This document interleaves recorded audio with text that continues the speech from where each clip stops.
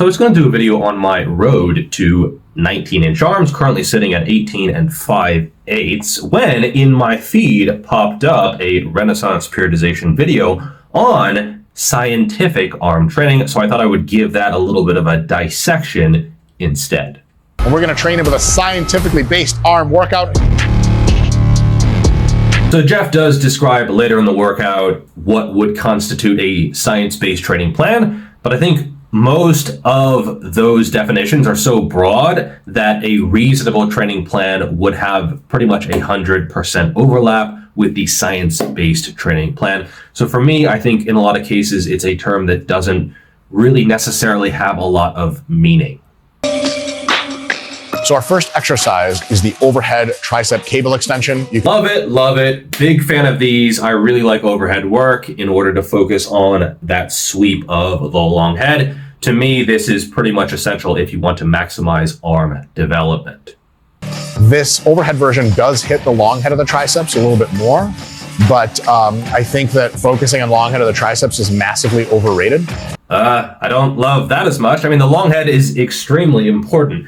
From like a side triceps kind of situation, shove that shit against your lat. Yeah, look at that. Look at that shit. So the long head is very, very important from an aesthetic standpoint. I don't want to get too personal here, but I think Mike could use a little bit of long head. In general, because almost every compound pulling movement, pull-ups especially, rows and things like that, will hit your long head a ton. Oh no. Okay, so the long head has two functions. First is extending the elbow. The second is extending the shoulder. So when you're doing a pull-up or a row, yes, the shoulder is extending. However, the biceps is flexing, right? You're getting elbow flexion. And so the long head of the triceps is going to shut off because you're asking it to extend the shoulder, but you're also asking it to extend the elbow, but you're actually flexing the elbow because you're doing a row. So that is not going to hit the long head of the triceps at all, really. And so for him to say it hits it a ton, and him also have no long head of the triceps, and also shit on overhead cable work, to me, this kind of all makes sense. It explains his lack of development in this area, despite using a lot of anabolic. So if a natural lifter absolutely mugs you in an area, maybe you should listen to him. Now, if he had said, oh, I do dumbbell pullovers, yes, that would actually work quite a lot of long head of the triceps because you're not actually flexing the elbow at the same time, you're keeping it relatively straight. So yeah, pull-ups, rows, not going to be hitting the long head of the triceps. If they are, something has gone terribly wrong, or you just don't really understand biomechanics. And so I don't worry about triceps heads a bunch, but you should. So sometimes getting head doesn't really matter. Like the short head, long head of the biceps, I don't really worry about that. But when a part of the muscle has a very different function, or it has an additional function where some exercises just won't target it, that's when you need to pay attention. So for example, the rectus femoris of the quads, you can't just squat and develop that area because it also flexes the hip. Whereas when you're squatting, you're trying to extend the hip. So that shit shuts down and you need to do other exercises in order to target it. Maybe a sissy squat, maybe a leg extension. And so, yeah, knowing anatomy and knowing biomechanics is very, very important. And the fact that Mike said that is actually a little bit worrying and surprising. This is the only exercise in this session that we'll do in a conventional straight set style. All the others, we got twists and tricks and who knows what else. So I actually like that. I think adding intensifiers, adding advanced techniques, which you can find in my book, Sweat, Special Workouts, Exercises, and Advanced Techniques. I think adding this to arm training or some machines or isolations makes a lot of sense. So kudos to adding in some partials or rest pause, that kind of stuff. Whereas if you're doing a squat or a deadlift, you don't need to make it more intense or higher effort. They are already inherently so. To be honest, I don't even know what the fuck we're doing. I'm just making this up on the spot. Now that's real science. Yeah, so he seems sarcastic, but I think he's actually telling the truth here. I know a lot of people who outwardly seem very science-based and regimented and formulated, and everything is planned and managed and micromanaged. But in reality, sometimes they just go into the gym and kind of just do what they want, which I don't see a huge deal with if it's just a collaboration, a one-time workout, but realize if you want some big arms, you need to string together quality workouts, not just doing things on the fly, and having consistency with your movements and with your progression in order to maximize development. Yeah. So you see it like this usually? Yeah. I think you get more of a stretch if you're actually like dropping the scapula down. Oh yeah? Okay. And putting your head forward a tad as you come in. So I respectfully disagree here. I have found that if you try to keep everything tucked, it turns into almost just like a press, right? And I think that can be good in some circumstances. I've actually done with the V-bar where you're going heavier and you're turning it into a press. However, I found that if you really want to maximize long head, you keep everything open, you keep the elbows high, and then you use a rope so that you are only pulling. The long head pull. So, just pretend like you're just yanking on it, okay? Pretend like you have a baseball in your hand and you're trying to throw it overhead. You're not trying to punch upwards, turning it into a press. You are trying to pull and throw. And I find that actually a rope extension is the best option here, personally. Oh, it's almost like an overhead press in a way. Correct. And again, this just goes down to biomechanics. When you are pressing, you are getting shoulder flexion, but the long head does shoulder extension. So the more you turn it into a press by doing this rather than this, the more the long head is just going to say, hey, no, like you want us to do this, but you're also asking us to do the opposite of the other thing we do. And so we're just going to no, we're out. We're not taking part in this. Too optimistic, I'm out. You're doing the right thing, but I'm out. I just don't see the vision on this one. I'm out. Up. Move, Geoff. Finish. Elbows in. By the way, this video is sponsored by Boostcamp. So I don't care what curls or extensions or push downs or push aways or anything that you are doing, you should be tracking and logging your training over time. If you're just going in there kind of just doing whatever influencer workout you see and you're not actually progressing over time, you done messed up. And if you're going to track, you might as well use the best, which is Boostcamp. Plus, you get access to the best training programs out there, the vast majority of which are free. The app as a whole is free. Or you could use my code GVS for 2 free weeks of premium to try that out. So thank you for the support, and thank you to Boostcamp for sponsoring this video. What's my RIR on that, Mike? 12. So this is a bit of a cheeky question, and to know why it's a cheeky question, you kind of have to know some YouTube fitness history. So both Dr. Mike and Geoff Nippard have been criticized for their reps in reserve by the internet at large, and also by yours truly. So I have criticized Geoff Nippard, and I've criticized Dr. Mike for saying that they were closer to failure than they actually were. The difference is how these two men responded to this criticism. Geoff Nippard, he started training harder. No one says Geoff Nippard trains like a wimp anymore, whereas that was a very popular narrative 4, 5, 6 years ago. He trains like a fucking monster. It's very, very different from how he used to train. You don't see any people saying, oh, he's a science-based wimp. No, some of these sets are legit extremely impressive with how hard he is pushing himself. Dr. Mike, however, kind of just attacked the people saying it. He said, oh, no, I'm fast twitch. Oh, it's biomechanics, my own unique physiology, this type of stuff. Oh, no, it's failure where I'm not as super hyped up. I'm not thinking of childhood memories. And so that's why my bar speed doesn't slow. And so Dr. Mike kind of just came up with a bunch of excuses rather than taking the feedback and actually using it to get better. No way. You think I had 12 more reps on that set? If you knew how to train hard, as the internet alleges. I want a serious answer on that. I have no idea.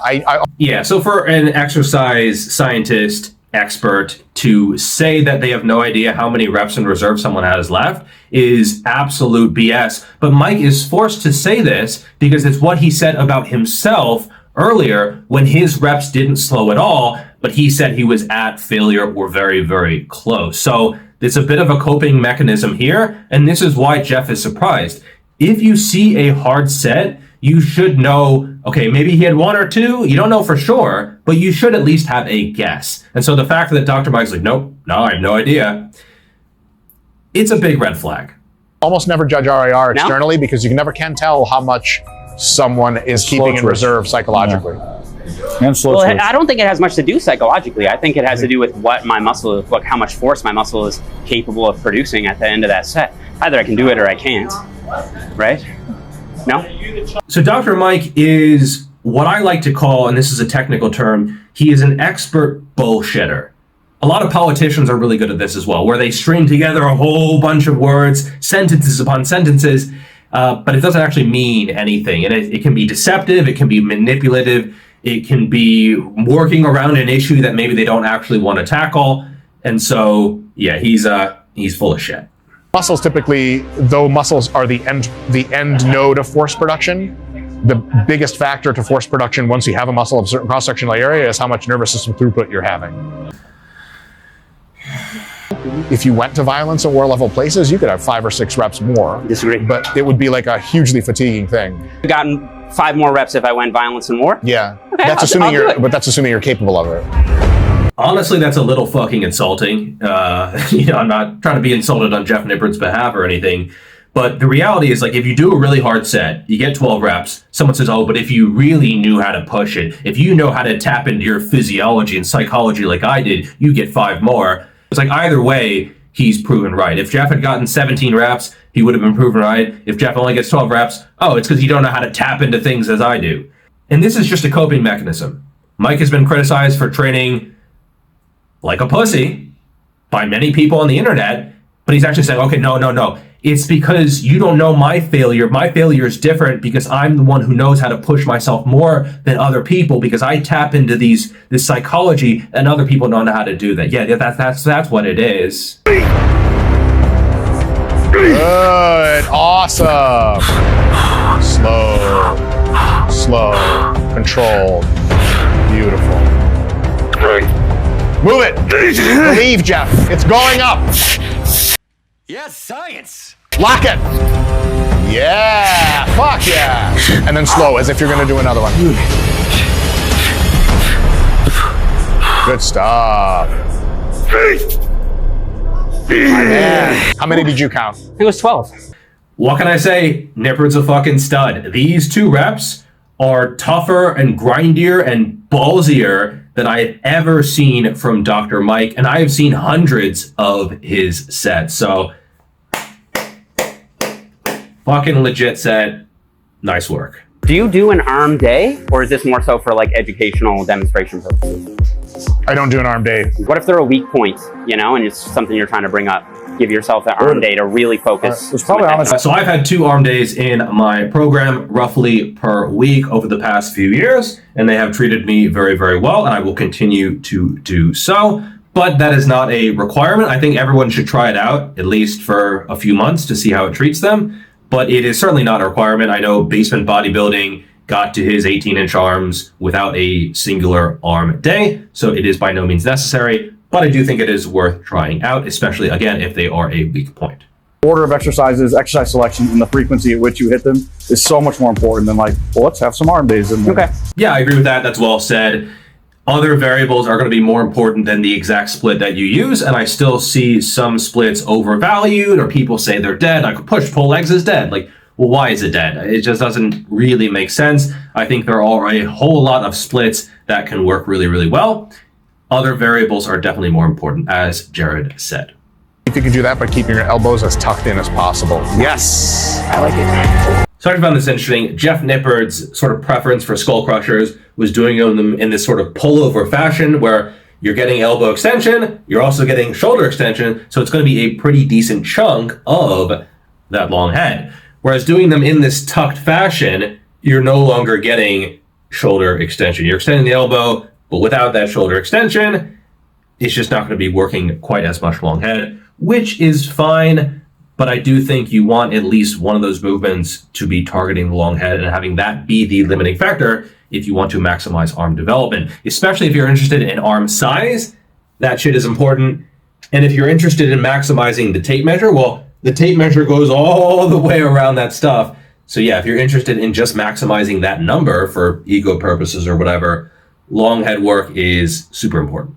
What you want to do is, as you're coming down, you want to reach down over to your feet and then arc, because this applies more tension at that lengthened position for slightly longer. So I don't hate these, but I don't love them either. To me, a lot of these extreme length and focus movements, they almost seem like bulletproofing movements, working the tendon and that full extension more than the actual muscle. It's not like most people won't build muscle, but I think having something that is more challenging throughout the range of motion makes a lot more sense, where it's not just, easy, right? You want something that's a little bit more challenging, at least through some of the mid-range. I like preacher curls. I like incline dumbbell curls. I think it's not a complete gimmick, and I don't think it's useless, and I think you should try it out, but I don't think it's going to be a candidate for long-term growth for most people.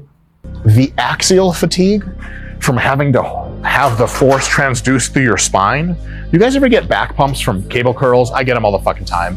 I've done thousands of reps of cable curls. I have never ever gotten a back pump. I don't think axial fatigue on a cable curl is really something that matters. What is going on here is the fact that he is in this constantly extended position. So he's always sort of arched, leaning back. If he's doing upright rows, he's really arched back. If he's doing curls, he's really arched back. If he's doing push downs, he is even somehow still arched back. Every movement that he ever does, and Jonathan Warren, who I did a podcast with a few months ago, talked about this at length, where he's always just extended, like ribs are flared out, so he's doing curls, and yeah, like you're going to get a lower back pump if your lower back is constantly being overused. But I think for most people, as long as your technique is not dog shit, you should be fine. That's the best pump I've had. I mean, definitely top 3 all time. All right. For sure. We're going to try to get you to top 1 of all time at the end of this. I think Geoff would probably agree that the pump is not really that important. It's not necessarily a metric worth focusing on, but it is nice. And it does feel good. And occasionally getting a gnarly pump through shorter rest times, higher reps, that kind of stuff, it's fine. I wouldn't necessarily make it the basis of your big arm training program, but occasionally going in and getting a crazy pump, it can't hurt as long as you're not ignoring the other training variables that are still very important. So yeah, that's the workout. 2 exercises for bis, 2 exercises for tris. I think that is pretty much spot on. You could do 3 and 3. That's fine as well. I don't want to usually do 4 and 4. That's usually a little bit excessive, but 2 and 2 with some intensity techniques, totally fine. I think there was a little bit of biomechanical nonsense going on. I think if you want to maximize arm development, you probably also do want a hammer curl variation. I know Dr. Mike is also not a fan of those, but I also think he might benefit from doing some of that as well. Again, his logic was you do a lot of rows, therefore the brachialis is fine. I think that for most people, they want some kind of hammer curl or maybe a reverse curl variation as well in there. And I would also have the overhead work actually work the long head a lot more than just having that sort of pressing technique. I thought Geoff did a great job. I thought his effort was absolutely on point. I thought he was very, very coachable when you're going into someone's gym and you're collabing with them and they're putting you through a workout. You kind of can't be overly critical of the workout. So I thought he did a really, really good job overall. It's not exactly how I would build big arms, but that is a fine way to train. All right. Hope you like this video. Check out my books for more information on how to get the most out of your time and energy and effort in the gym. They will help you a ton. Thanks so much for watching, and I will see you in the next video. Peace.